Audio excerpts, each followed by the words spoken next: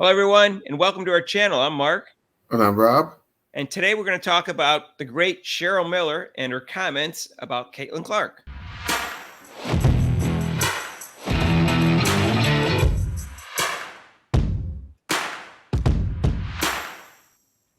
Hey, if you haven't subscribed to our channel yet, please do so and hit that notification bell when you do. So Rob and I are both old enough to remember Cheryl Miller in the 1984 Olympics. Yes. I had never heard of her because I didn't follow women's basketball that closely. And they said she was great and that she led USC to the national championship in 82 and 83. And when I watched her play, I thought she was 1.5 times better than anyone else on the court in any country on her team, and probably twice as exciting. And I think that's a pretty fair assessment. And everyone seems to agree with the basic concept about that because she seemed to be like 30 to 40 years ahead of her time, especially with her jump shot. Yeah, she as Reggie Miller, her brother, says that she taught him basketball. She made him cry a couple of times when they used to play one-on-one together. So this goes to show you how good she was. And so, just a summary. First of all, when she went to high school, in one game she actually scored 105 points.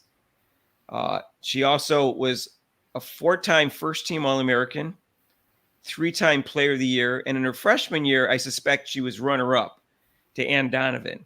But I can't get the exact voting. But she was considered, she was first-team All-American. She led her team to the national championship. She was probably the second best player in the country that year. So that's pretty good. Second best player, and then the best player of 2 years in a row.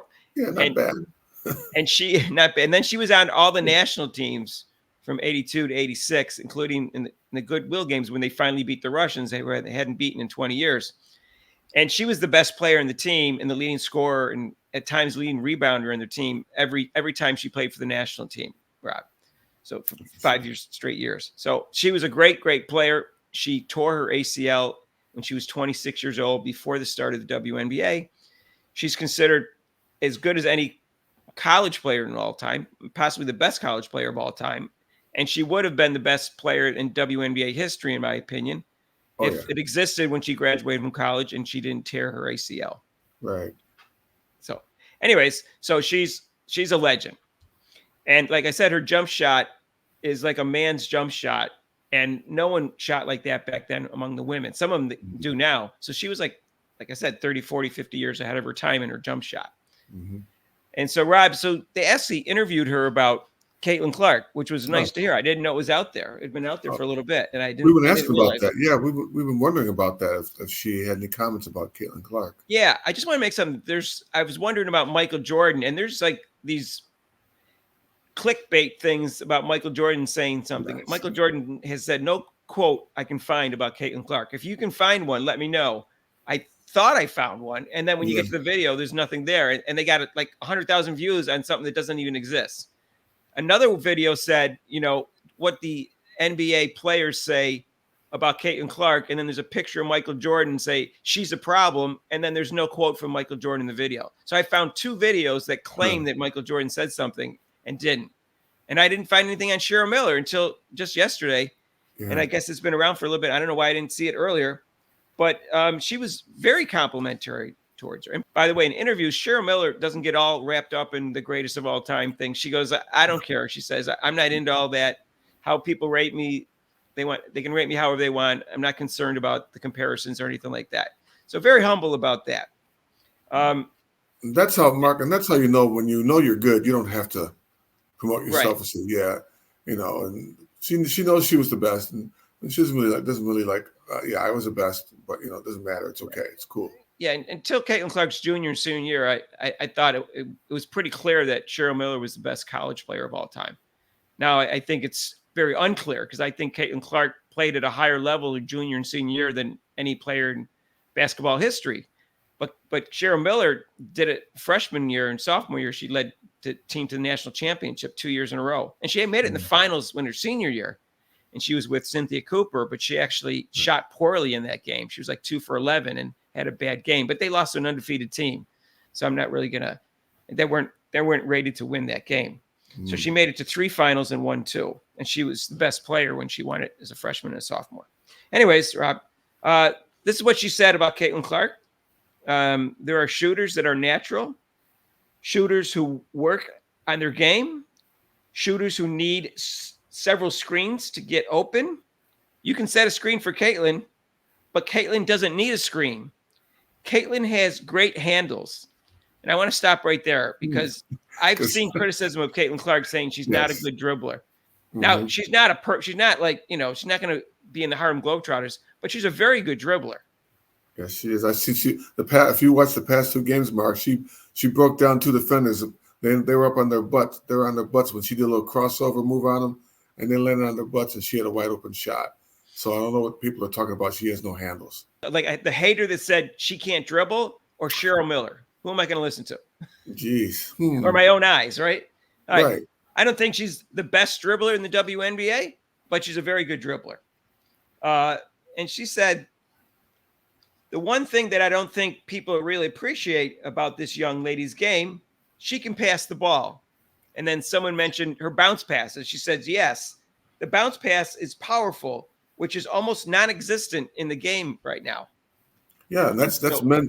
That's both men's and women's. That one pass she made to Hull on the back door when she picked up her dribble, right, and she did a reach around bounce pass. Mark, I don't know. I took physics, whatever, in school, but just the angle and the physics and the spin you had to put on that ball to make it perfectly, to have it laid in the hands of Hull and lay it up, it was just incredible.